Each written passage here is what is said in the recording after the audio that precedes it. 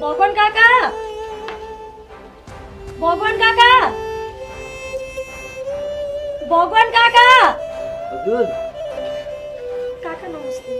नमस्ते। काकी नमस्ते। मीनाक्षी नानी के भयो तिम्रो टाउकोमा? पट्टी बाँधेर आछौ त? के हुनु नि काका, त्यो मर्न नसकेकी अस्मिताले मलाई मरुन्जेलसम्म कुटी झन्डै मारिनु। अनि यस्तो हुँदा पनि केही पनि भनेन तिम्रो घरकाले? सम्झाएन नि त अस्मितालाई? केही पनि भनेन काका। त्यो अस्मिता अहिले आमासँग लपक्कै बाँकी छ। फेरि पूजा दिदी र मानव दाई ऋण छ भनेर खालि काम मात्रै गर्नुहुन्छ। दाई र दिदीलाई केही कुराको मतलब नै छैन। मैले न्याय पाइनँ काका, म त एकदमै अन्यायमा परेँ। अब तिमीले न्याय पाइन भन्छौ? तिम्रो घरमा सधैँ झगडा हुन्छ। हामी गाउँलेहरू पनि वाक्क दिक्क थुक्क भइसक्यौँ। अब म तिम्रो लागि कसैसँग झगडा गर्न चाहन्न। तिमी अन्यायमा पर्यौ भनेर न्याय दिलाउन जान पनि सक्दिन। तपाईँले मलाई न्याय दिलाइदिनु पर्दैन काका। म त यहाँ तपाईँसँग अरू नै सहयोग माग्न आएकी हो। हेर्नु न, मेरो हालत पनि यस्तो छ, काम पनि गर्न सक्दिनँ। घरमा खानेकुरा पनि केही छैन, भएको पनि सबै सकियो। पसलमा उधारो माग्न गएको थिएँ, तँलाई म चिन्दिनँ भनेर उधारो पनि दिएन। अब मेरो यस्तो अवस्था छ काका। यस्तो अवस्थामा तपाईँले मलाई थोरै भए पनि 2-4 हजार जति चाहिँ सापटी दिनु पर्यो।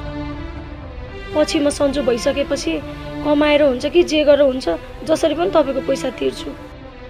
यस्तो अवस्थामा तपाईँले मलाई सहयोग गर्नुभयो भने ब्याजमा दिए पनि सित्तैमा दिए जस्तो हुन्छ काका। हजुरले मलाई 4-5 हजार सापटी चाहिँ जसरी भए पनि दिनुहोस्। ए, तँलाई पैसा सापट चाहिएको? तैँले कसरी तिर्छेस्? तिर्दिनस्।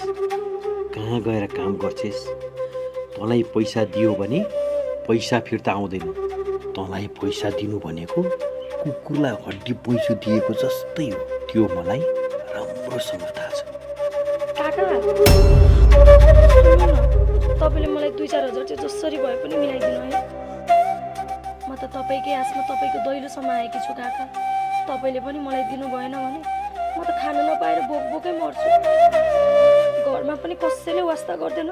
तपाईँले चाहिँ जसरी भए पनि मलाई सापटी दिनु है। हेर मीनाक्षी नानी, वास्तवमा मैले साँचो कुरा गर्यो भने तिमीले विश्वासै गर्दिनौ। मसँग पैसा छैन भन्यो भने काकाले पैसा दिनुपर्छ भनेर यस्तो कुरा गर्यो बनाउली। मैले पैसा नदिनेलाई बानाबाजी गरेको चाहिँ होइन। तिमीलाई राम्रोसँग थाहा छँदैछ, मानव सँगसँगै मेरो पनि दलालले पैसा खाइदिएको हो। म पनि यता